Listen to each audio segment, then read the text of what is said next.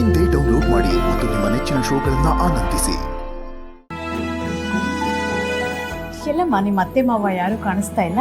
ಅದು ಅವ್ರ ದೇವಸ್ಥಾನಕ್ಕೆ ಹೋಗಿದ್ದಾರೆ, ಇನ್ನೇನು ಬಂದ್ಬಿಡ್ತಾರೆ. ಅದ್ ಸರಿ, ನೀನ್ ಯಾವಾಗ ಬಂದಮ್ಮ? ನಿಮ್ಮ ಮನೆಯವರು ಹೇಗಿದ್ದಾರೆ? ಚೆನ್ನಾಗಿದ್ದಾರೆ ಅಮ್ಮ.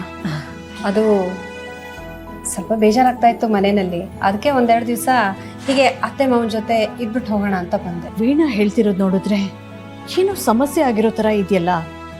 ವೀಣಾ, ಲಕ್ಷ್ಮಿ ಬರೋದು ತಡ ಆಗತ್ತಾ? ಇಲ್ಲ ಇಲ್ಲ, ಅವ್ರು ಆಗ್ಲೇ ಹೋಗಿದ್ದಾರೆ, ಇನ್ನೇನು ಬರೋ ಹೊತ್ತಾಯ್ತು.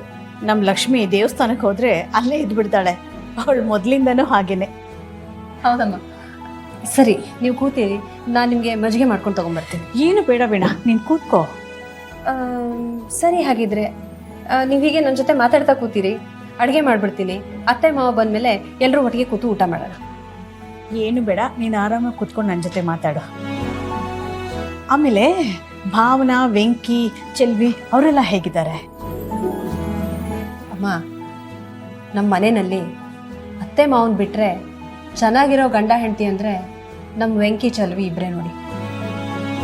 ನಮ್ಮ ಜಾನ್ವಿ ಜಯಂತನೂ ಚೆನ್ನಾಗೇ ಇದ್ರಮ್ಮ, ಆದರೆ ದೇವರು ಅವಳನ್ನ ತುಂಬ ಬೇಗ ತನ್ನ ಹತ್ರ ಕರ್ಸ್ಕೊಂಡ್ಬಿಟ್ಟ. ನಮ್ಮ ಭಾವನಾ ಸಂಸಾರನೂ ಅಷ್ಟೇನು ಚೆನ್ನಾಗಿಲ್ಲ. ಯಾಕಮ್ಮ, ಏನಾಯ್ತು? ಅದು ಭಾವನಾ ಅವ್ರ ಮನೆಯಲ್ಲಿ ಏನೋ ತುಂಬ ಗಲಾಟೆಯಾಗಿ ಅವಳು ಮಾತ್ರ ಮನೆ ಬಿಟ್ಟು ಹೊರಗಡೆ ಬಂದು ಬೇರೆ ಮನೆ ಮಾಡ್ಕೊಂಡಿದ್ಲು. ಆದರೆ ಈಗ ನಮ್ಮ ಸಿದ್ದು ಅವರು ಮನೆ ಬಿಟ್ಟು ಬಂದು ಭಾವನಾ ಜೊತೆಗೆ ಇರ್ತಾ ಇದ್ದಾರಂತೆ. ನಮ್ಮ ಸಿದ್ದು ತುಂಬ ಒಳ್ಳೆ ಹುಡುಗ. ನಮ್ಮ ಭಾವನೂ ಹಾಗೆ ಅಮ್ಮ, ಮನಸ್ಸಲ್ಲಿ ಒಂದು ಸ್ವಲ್ಪನೂ ಕಲ್ಮಶ ಇಲ್ದಿರೋ ಹುಡುಗಿ. ಯಾಕೋ ಅವಳ ಜೀವನನೂ ಸರಿ ಹೋಗ್ತಾ ಇಲ್ಲ. ಜಾನ್ವಿಗೆ ಹಾಗಾಯಿತು, ಭಾವನಾ ಜೀವನ ಹೀಗಾಗ್ತಿದೆ. ಒಟ್ಟಲ್ಲಿ ನಮ್ಮ ಅತ್ತೆ ಮಾವನಿಗೆ ನೆಮ್ಮದಿ ಅನ್ನೋದೇ ಇಲ್ಲ ನೋಡಿ. ಅದು ಯಾರು ಶಾಪತ್ತಾಗಿದೆಯೋ ಏನೋ ಅಮ್ಮ.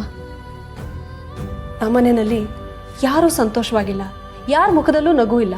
ನಮ್ಮ ಅತ್ತೆ ಮಾವನಿಗೆ ಸಮಸ್ಯೆ ಮೇಲೆ ಸಮಸ್ಯೆ ಬರ್ತಾನೆ ಇರುತ್ತೆ. ನಮ್ಮ ಹಣೆ ಬರಾನೇ ಸರಿ ಇಲ್ಲ ಅನ್ಸುತ್ತೆ.